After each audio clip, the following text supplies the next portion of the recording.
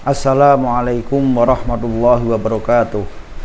Alhamdulillahirabbil alamin wassalatu wassalamu ala asyrafil anbiya wal mursalin sayyidina wa maulana Muhammadin wa ala alihi wa ashabihi ajmain, amma ba'd. Dalam kesempatan kali ini kita akan membahas satu tema yang sering sekali ditanyakan oleh para penanya, yaitu mengucapkan tolak 3 kali dalam satu kesempatan. Seperti contohnya, misalkan aku talak kamu 3 kali, atau yang berlebihan kadang-kadang malah aku tolak kamu 1000 kali misalkan. Ini bagaimana hukumnya? Apakah jatuh 3-3-nya atau bagaimana? Para ulama berbeda pendapat. Yang pertama adalah mengatakan bahwa tolak itu sesuai dengan yang diucapkan. Kalau jelas, misalkan dia mengucapkan kamu saya tolak 3 kali, sangat jelas berarti ini juga jatuh 3 kali.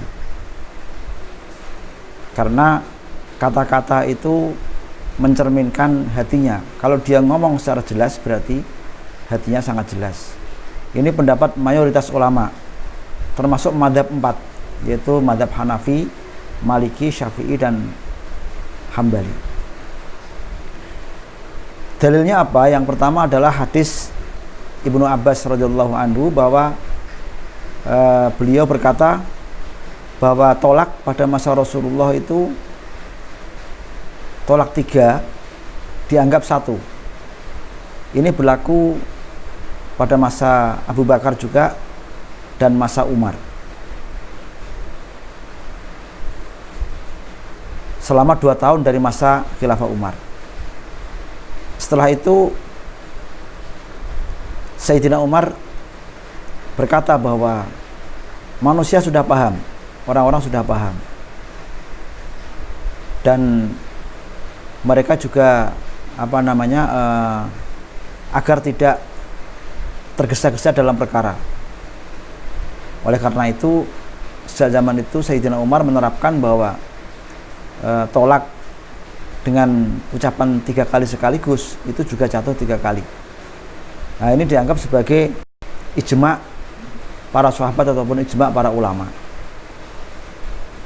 Inilah yang kemudian menjadikan alasan para mazhab 4 ini mengatakan bahwa tolak 3 kali sekaligus dalam satu majelis itu dianggap juga sesuai dengan kata tadi, yaitu 3 kali jatuh. Kemudian juga ada beberapa riwayat lain yang menunjukkan bahwa ada kasus seorang itu menuduh istrinya berzina. Lalu kemudian dua-duanya itu melaksanakan sumpah li'an, yaitu sumpah untuk menuduh pasangannya melakukan zina, lalu menolak anaknya. Dalam riwayat tersebut kemudian laki-lakinya itu menjatuhkan tolak sekaligus di depan Rasulullah.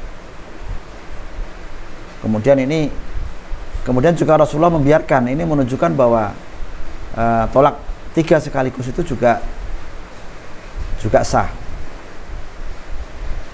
Jadi itulah yang menjadi acuan ataupun pendapat mayoritas ulama. Lalu pendapat kedua mengatakan bahwa tolak diucapkan sekaligus 3 kali, ini jatuh 1 kali.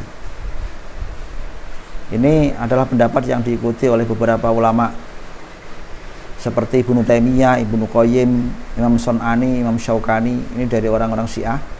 Tapi Syiah Zaidiyah itu mirip dengan mazhab Syafi'iyah.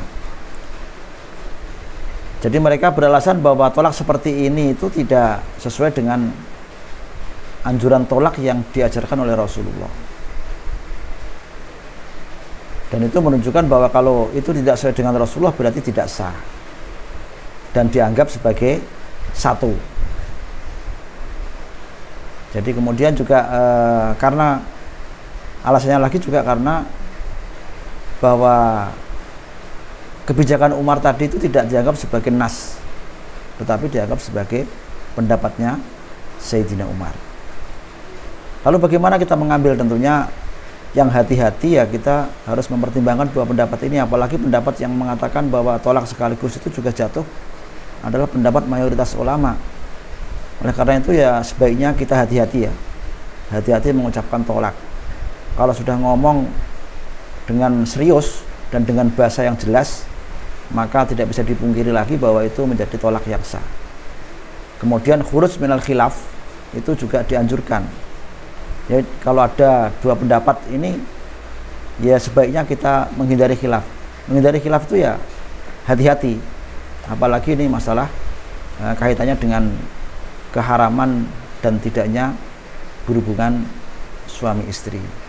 Mudah-mudahan bermanfaat dan bisa kita jadikan sebagai acuan dalam kehidupan kita sehari-hari. Wallahu a'lam bishawab. Wallahul muwaffiq ila aqwamit thoriq. Wassalamualaikum warahmatullahi wabarakatuh.